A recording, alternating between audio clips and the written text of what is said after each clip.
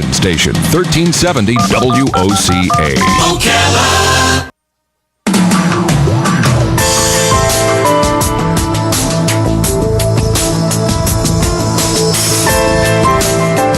All right, 10 minutes before 10 o'clock. Thank you for tuning in this Thursday morning.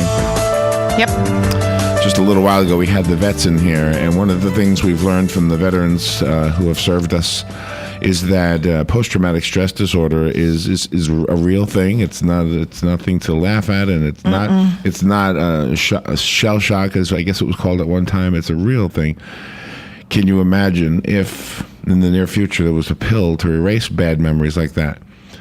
Our next guest has written a novel that imagines this not too far in the future. Was it the year 2019? That's Yes. 5 years from now. Yep. Okay. Yep. Now that sounds like a good thing, right? Everything can be a bad thing in the wrong hands, though, right? What if you have somebody who's witnessed a terrible accident or a murder or something like that, and somebody gives them a stress remover pill? I guess you would call it. I don't know. The book is really well written. It's called The Red Queen Dies. I know you finished it, and I'm still working on it. It is really one of those you don't want to put down. Frankie Bailey is the author, and she is an associate professor in the School of Criminal Justice at the University at Albany in New York. She is a researcher, an editor, a member of Sisters in Crime. Oh, wow, what is that? I gotta meet some of those. Romance Writers of America is also something. She's a member of Mystery Writers of America and an award-winning author. Wow, no, I'm not surprised by that. The Red Queen Dies. Let's find out about this one. Good morning, Frankie Bailey. Good morning. Good morning, Larry. And I have to apologize for my voice. I don't normally talk like this. Although I think I have allergies. You do? Okay. Well, I think this would be good for if I had this forever. I don't usually sound this good, actually. Yeah. You sound fun. Well, thank you for being on the air with us. You have hit a home run with this book. I guess you know that, or do you not know that? Where are you, first of all? Are you in Albany right now? I'm in Albany, New York. Okay. I know Albany. I grew up on Long Island. I used to go to Albany quite a lot, actually. Mm-hmm. Oh, okay. You know what I know in Albany? I know the Travel Lodge. I don't even know if it's still there. So how does this happen for you? How do you come up with an idea like this? This is a great idea.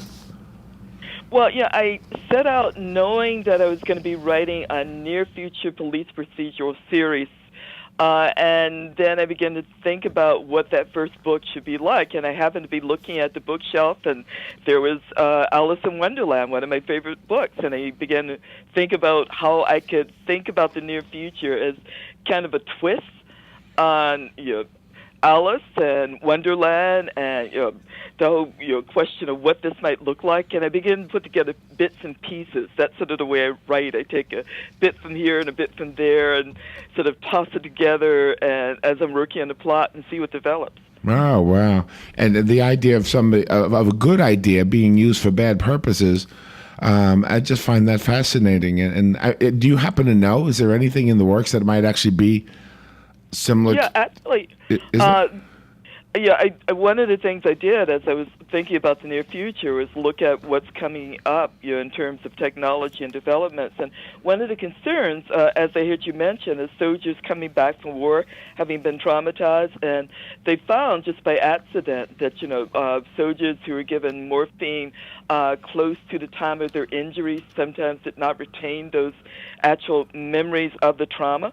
And so one of the discussions is about whether or not some drug could be developed that would could be used in under those conditions, but also for victims of crime. But as you said, there's the downside to that in terms of what might happen. Yeah. So how does that happen? How does the bad guy? How does a pill know what to erase? That's what I don't know. Well, yeah, this is one of the interesting questions when you begin to tamper with the brain. So we haven't gotten there yet. It's just a question of how you can do this and retain the memories you want to retain, and erase the memories that you don't want to retain. But is that the best approach anyway in terms of what you're doing? In terms of the victim, obviously it's important for victims to overcome that trauma of being witness to a murder, for example, as the character in my book is. But the problem for law enforcement is, of course, how you prosecute a case if your witness no longer remembers what happened. And your character of Hannah, she not only has the problems that she must face in the public eye to try to solve the mystery, but she also has problems in her own life because she is biracial, and she has to overcome a few things herself. Yeah, for her, it's not an ongoing issue, but as you gather from reading the book, there's a third-party candidate, and I tried to project into the future in terms of changing majorities, minorities, in terms of how that might play out. And so there is a lot of political unrest and conflict around some issues, and but for her, it works as an advantage in terms of her father, who's her father's white. He was a editor, journalist. Her mother was a prize-winning poet, but is now dead. She was black. So in her day-to-day life, it's not really an issue with the people that she works with, but it's an issue in terms of the larger political landscape and what's going on. Which is the reality for most people. That's Yeah. Usually, most people don't have any racial issues at all with their friends. Right. It's something Yeah. political. It's Or on they the wouldn't be your friends. Yeah. It's on the radio. You hear about this stuff. Yeah. One of the most interesting things about your book is that you not only include fictional stories like Alice in Wonderland and the Wizard of Oz, but you also travel back to Lincoln's assassination, and you delve into the historical part of life. Yeah, I had to do that. I'm a crime historian. I do crime history, and I do mass media popular culture in my research. And once I came across that story, Albany has such a rich history, and I wanted to use that even though I'm writing near future. And once I began to really look back at Lincoln and Booth being here in Albany, I knew I wanted to use that, and that actually turned out to work well with the Alice in Wonderland theme, because I was able to create this fictional Broadway actress who comes to Albany to write a play about what happened with Lincoln and Booth, and real-life actress who actually tried to kill John Wilkes Booth when they were in Albany. And, of course, then 4 years later, he goes on to kill Lincoln. And as it turned out, the couple in the box with the Lincolns on that night were actually from Albany. So there are all kinds of this really chilling, creepy tie-ins. No, wow. Excellent. How much of that is true? I mean, is it all true? Everything you just said is, or It's true. Yeah. I was confused. That's not the fictional line. That's the truth. That Oh, Lincoln wow. and Booth were both in Albany on the same day in 1861, and a few months later, Booth was back. He was a traveling actor, so he was traveling with a troupe, and he and a young actress got into an argument here in Albany, and she tried to slash his face or Wow. his throat.